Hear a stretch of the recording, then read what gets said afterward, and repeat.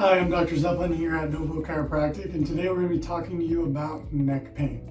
So neck pain is becoming extremely common in society due to certain positions that we are in constantly, for example, being on our phones, being on our computers, you name it. It's taking a toll on people's necks because we're actually losing the biomechanics of the neck. Okay, so the neck anatomy here, we have 7 bones in the neck, okay? So the first bone is referred to as the atlas. It's also referred to as one of the most important bones in our body. That is where the nerves running out of C1 exit through, and when that nerve is irritated, it's very common for us to see things like headaches, neck pain, especially patients who have been in car accidents. That area is responsible for a lot of rotation in the neck, and so we'll see pretty severe injuries in that area. The neck has multiple different muscles that attach to each of the bones here, okay?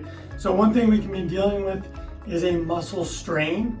Another soft tissue that we can be dealing with an injury there that we see commonly is ligaments. That would be more of a whiplash type of injury where there's some kind of hyperflexion, hyperextension injury in that area. The other thing that can be affected is the discs. So the cervical discs here, you can see they're in between each of these bones. That disc is made up of 80% of it is water, 20% of it is protein. That protects our bones from smashing down on top of one another when we run, jump, move. So when we're talking about a subluxation in the neck, like I explained before, it is when one or more bones come out of alignment. Now what this does is actually pinches the nerve here, and we can see a lot of different clinical manifestations here. So we can see things like headaches, difficulty sleeping, as well as just standard neck pain. So the conventional medical treatment for neck pain is usually they're going to tell you use ice, use heat, rest, possibly some compression on there, possibly some bracing, depending on how severe the injury is.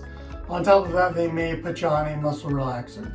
So the chiropractic approach to treating neck pain is obviously, first of all, we need to do a full exam, figure out what's going on in there. Then what we do is address where there are biomechanical failures, i.e. subluxation.